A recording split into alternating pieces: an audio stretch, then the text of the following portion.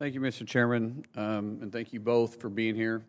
General Corolla, I just want to personally tell you how much I appreciate your service. Upon reading more about you, I was even more impressed.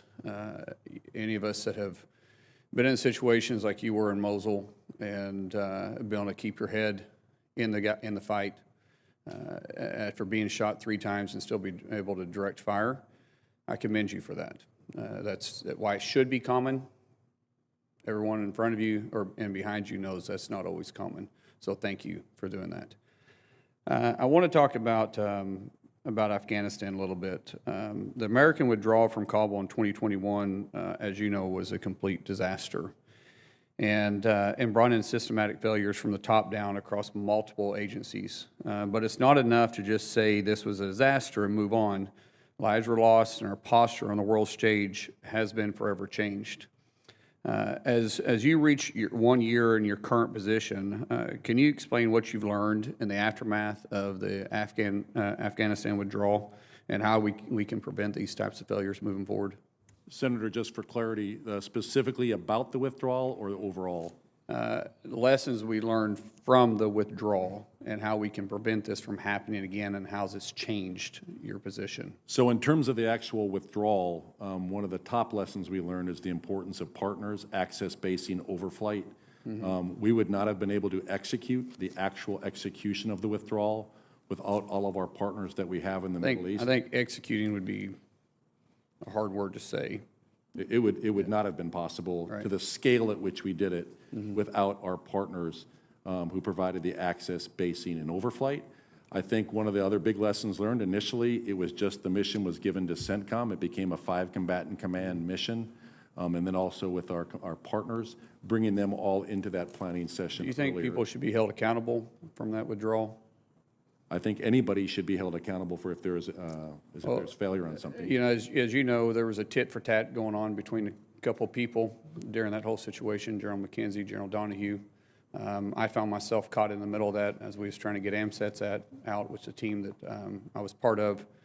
At the end of the day, we did end up getting over 300 Americans out, but it wasn't from the assistance of our government. In fact, I found that it was easier to work with the Taliban because I knew the price I was going to have to pay for each one than it was to get them out and dealing with the, unfortunately, us. In fact, Ambassador Promagine, that was over Tajikistan, literally told me, Mr. Mullin, I was told not to assist you or your group in any way. Unfortunately, it cost the life of a 3-year-old young girl.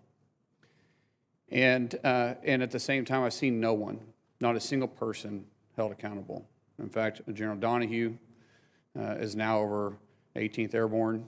The irony of that is he's looking over Europe now and deterrence in Europe. General McKenzie, retired. No one in the State Department has been held accountable. What does that say to our partners? Our partners that lost lives. I was with His Highness in UAE, and he was even upset about it. He said that if America is willing to walk away from the billions of dollars that they spent in Afghanistan, what does that say about our region? And then he went on to say that I fought him. His Royal Highness fought in Afghanistan. His 2 sons fought in Afghanistan. And every single soldier that they lost, he visited their house personally. And yet, we pulled out, lost the lives of AMSETs that didn't have to be lost, not to mention our 13 soldiers, Marines. And no one, not a single person, has been held accountable. You think that's right? Well, Senator, if I could, I have great respect, and I've known Frank McKenzie and Chris Donahue for a very long time. I know. I'm very familiar with the relationship. It doesn't make any difference. It's underneath their command, and no one was held accountable. In fact, the only person that was chastised about it was the one colonel that came out and chastised the withdrawal mechanism, and how dare him speak out negative about something. I get it. I get the chain of commands. I know he broke protocol. But don't you think you cannot sit here and tell me that that was a successful withdrawal. Don't you think that someone should be held accountable? It was an absolute disaster. Senator, I served 5 years in Afghanistan, every I know. year from 2009 to 14. I'm aware of it. I am vested in there. So am I. The actual thing, I was not part of the force provider, but I would say that the execution. You were there before Donahue and you came back. You know it intimately.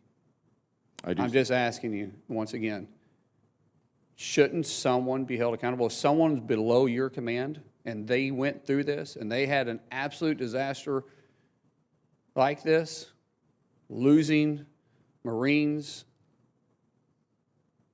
don't you think someone at that point be held accountable? I think it's an absolute travesty that we lost those 13 Marines at Abbey Gate. But you don't think anybody should be held accountable? I don't know if accountability has been assigned to anyone, Senator. Well, you know there hasn't. I mean, I get what you're saying, but you know there hasn't. At some point, we got to, our adversaries and our allies are both taking a look at this. And we look weak.